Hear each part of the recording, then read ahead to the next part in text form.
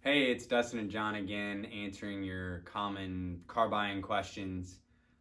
The next one coming up is, what does reconditioning a vehicle mean? So it means different things to different dealerships. We're going to go through what it means to us. And really the first part of it is getting experienced buyers to buy the cars to begin with. Yeah, all cars definitely aren't created equal. Right. I mean, there are some cars that you never can fix. I mean, they were a bad design from the start, and there are problems all the way through. And so you got to know to avoid those cars, and then know which ones that have common problems that are fixable, but you have to fix them before you even ever sell them. Make sure that the buyer doesn't have a problem in the short term down the line. So once we have hand selected those vehicles, they're delivered to us. They go to our shop, one of our two shops here in Kansas City, or our shops in St. Joe or Warrensburg, and the mechanic takes it for a long drive, and they listen to it, they check everything, make sure there are no noises. If there are, they note them, and run the radio, AC, all those sorts of things. They bring it back to the shop. They put it up on a lift. They go through a 142-point inspection, and then they also address any of the issues that came up on the drivability. So they kind of go through a list. They mark down, hey, this needs looked into more in depth. This is leaking. This is seeping. This window isn't working. Those sorts of things. They also move on to like a computer diagnostic. It's not as simple as it used to be.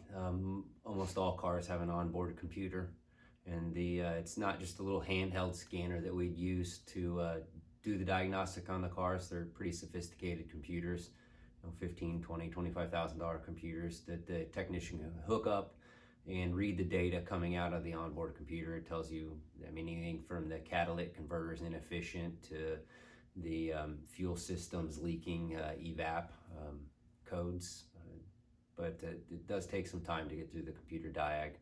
And things are evolving so quickly with computers and the technology. We also send our techs to get continuing education so that they're up on everything that's coming to and coming around, to really address issues with computers and those sorts of things. Because a lot of those errors will come up on a computer before they actually show themselves on the car itself. So then, once you find out what's wrong with the car, you got to fix it. You got to source the parts.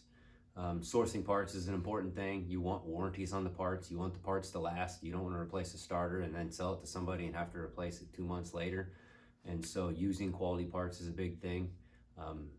It does take some time to find the right parts for some of the cars, and then they drive it again. After they're done. Yeah.